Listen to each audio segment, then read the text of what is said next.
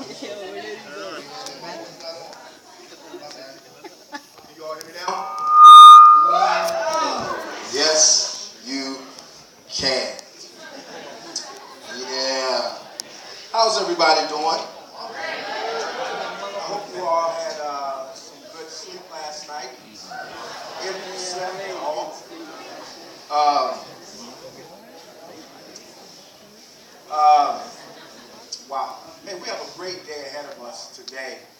And it's cold outside, but there's still been some amazing plans for this weekend. And so I don't want to delay those plans any further. As I said last night, if you would allow me some space to talk with you daily while we're here, I do believe that all of us will be a little bit better when we go home. And so I'm not going to waste any time. I'm going to go ahead and jump right into it.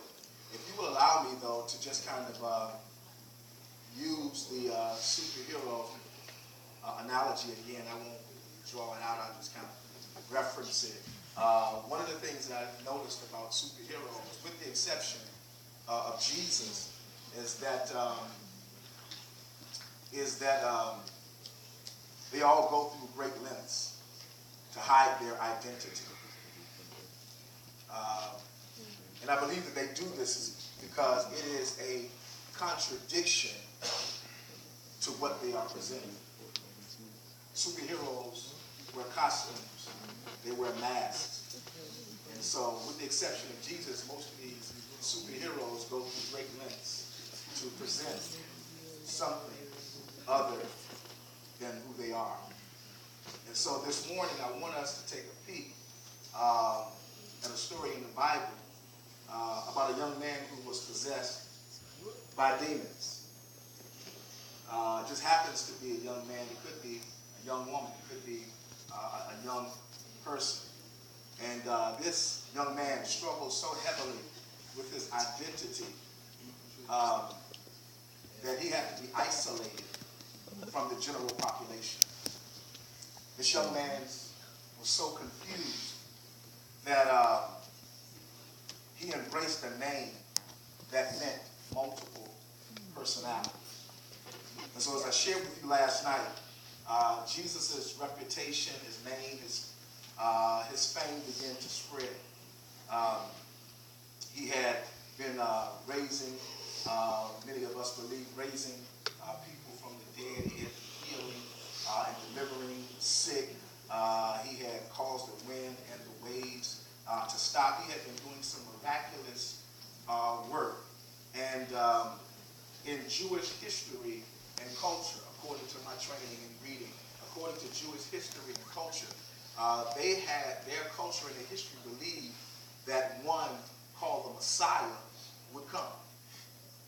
And according to Jewish history and culture, they had been waiting on this one to come. And so now the question was being raised, is this he? And so Jesus has been doing some amazing work, as I said before, healing and setting people free and those kinds of things. And he's tired. And so he decides to get in to a boat with his disciples, his students, his learners, his crew, those whom he was training. He decided to get in a boat and go across the lake to get some rest. Do we have that scripture? Can we post that up? So I want us to take a look at a scripture in Mark 5. And let's read that scripture. Make sure that's Mark 5.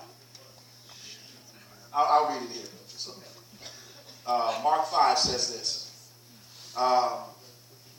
They went across the lake to the region of the Gerasenes. That's pronounced right. When Jesus got out of the boat, a man with an evil spirit came from the tombs to meet him. This man lived in the tombs, and no one could bind him anymore, not even with chain. For he had often been chained hand and foot, but he tore the chains apart and broke the irons off his feet. No one was strong enough to subdue him. Night and day among the tombs and in the hills he would cry out and cut himself with stones. When he saw Jesus from a distance, he ran and fell on his knees in front of him. He shouted to the top of his voice, "What do you want with me, Jesus, Son of the Most High God? In God's name, don't torture me." For Jesus had said to him, "Come out of this man, you evil spirit."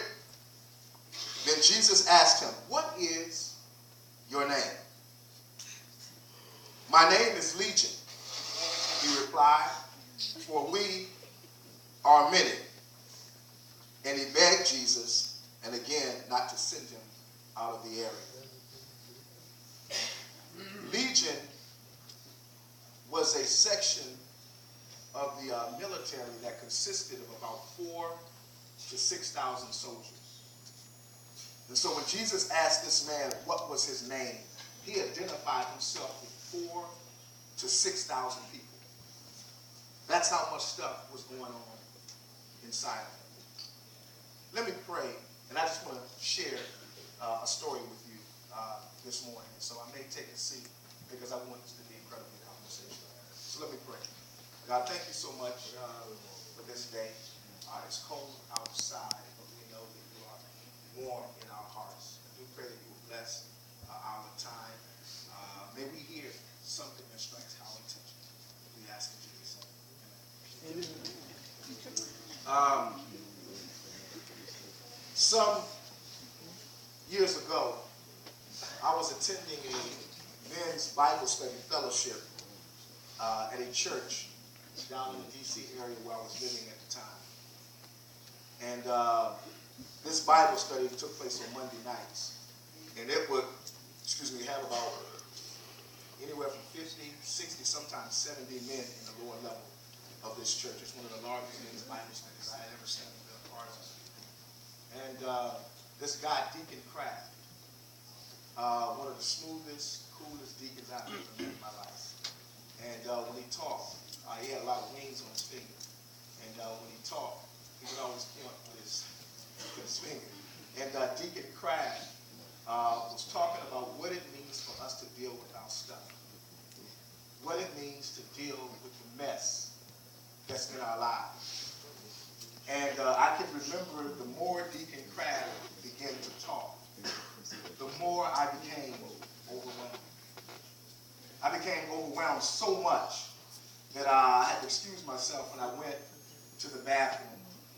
And by the time I got to the bathroom, I was crying profusely. Tears were just running down my face. And I remember cutting on the sink and started splashing water on my face just in case somebody came in. And I didn't want them to know that I was crying. And so I came back out to this men's Bible study, and I was honest with the guys on what I had been crying about in the bathroom. And I said to those guys that there's just some stuff in my life, man, that I had just not addressed. There was some stuff that was just eating me up. And I can remember growing up as a young man, very athletic, but I was the smallest of 3 kids. But I was the oldest. I can remember growing up the eldest of 3 kids. But I'll be quite honest, I was the least academically inclined. And so there were just some insecurities that I had wrestled with. As a kid, I can remember being at the dinner table and having conversation, and I always felt like I was getting looked over unless the conversation centered around school. And then I had a front row seat to be able to talk. I remember some of my dad's friends giving me a nickname, Zero. And it was supposed to be a reflection of what I was currently and perhaps what I would ultimately be in life. And so I'm wrestling with all of this stuff.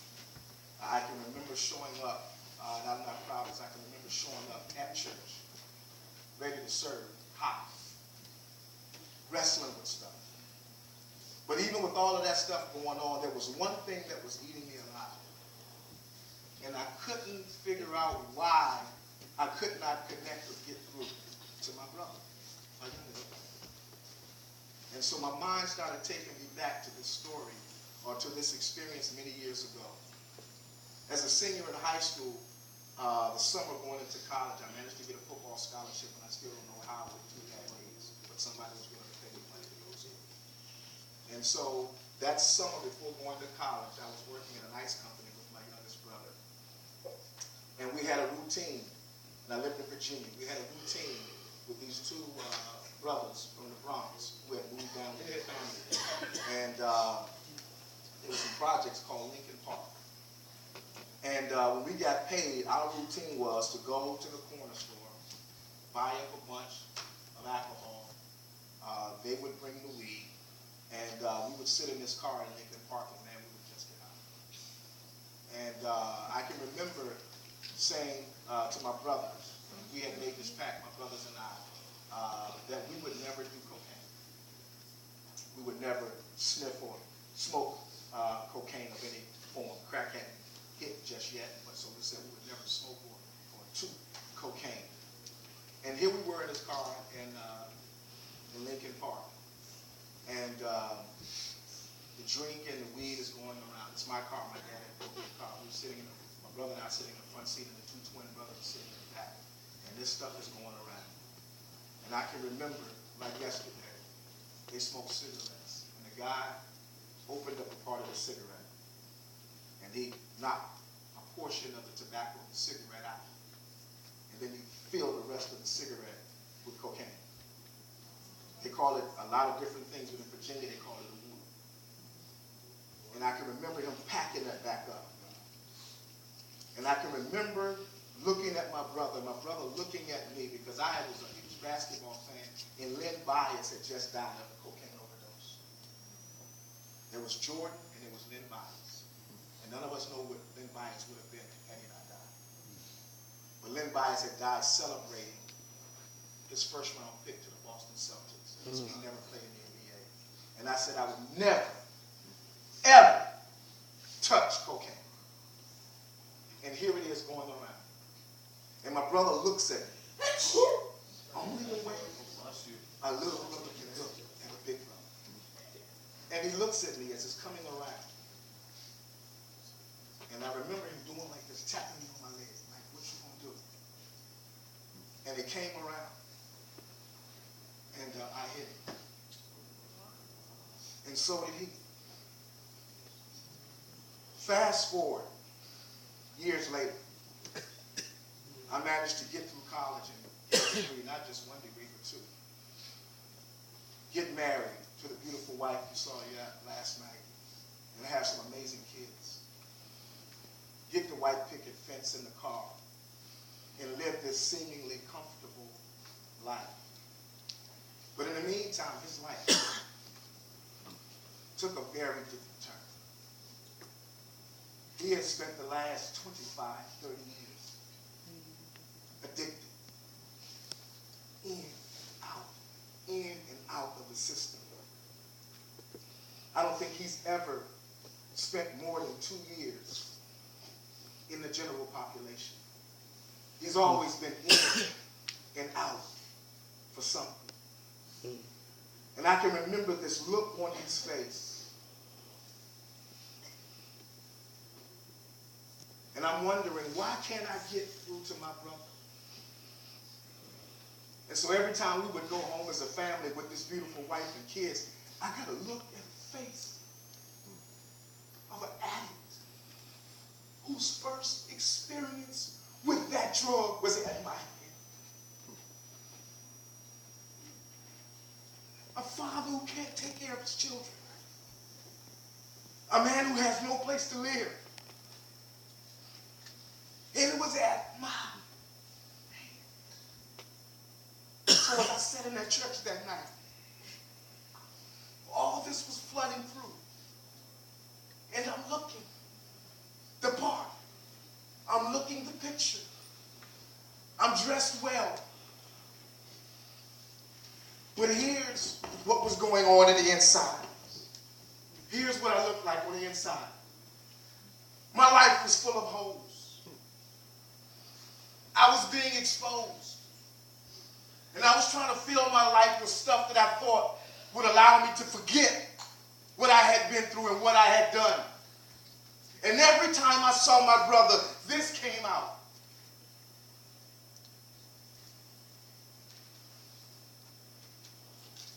Here's what I discovered.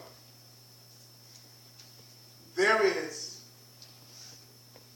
an incurable and immutable sickness that all of us have been possessed with, and it's called sin. Sin is this break, this tear, this fracture, this irreparable fracture in our relationship with God that we inherited at birth. And just like there are any number of diseases that our physical body is possessed with, this sickness, our sickness called sin, takes on many forms. It looks different in all of us. But at the core, at the root, it's still sin. It looks like disobedience. It looks like dishonesty. It looks like disrespect. It looks like lying. It looks like cheating. It looks like stealing. It looks like murder. It looks like sexual promiscuity. It looks like sexual perversion. It looks like gossip. It looks like spreading rumors. It looks different in all of us, but at the core, it's still sin. Romans 3 says to us that all of us have sinned and fallen short of God's glory, God's divine best for us.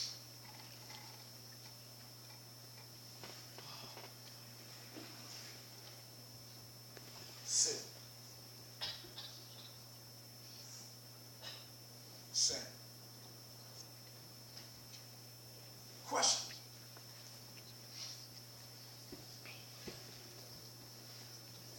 Perhaps it's like the demon-possessed man. What has you possessed? What has you bound? What has you chained? What has you locked up? What has been restricting you? What's been holding you back? What's been dominating your life? What's hindering you from moving forward? What are you struggling with? Like the demon-possessed man, what chains have you bound?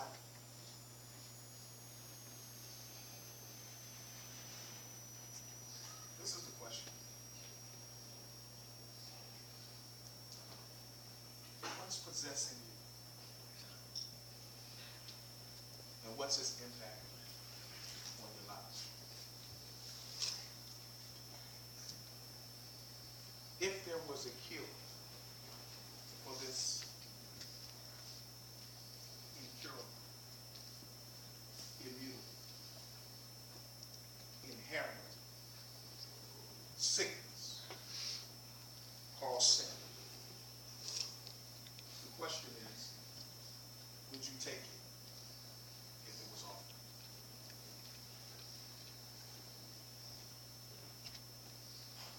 That's a personal decision.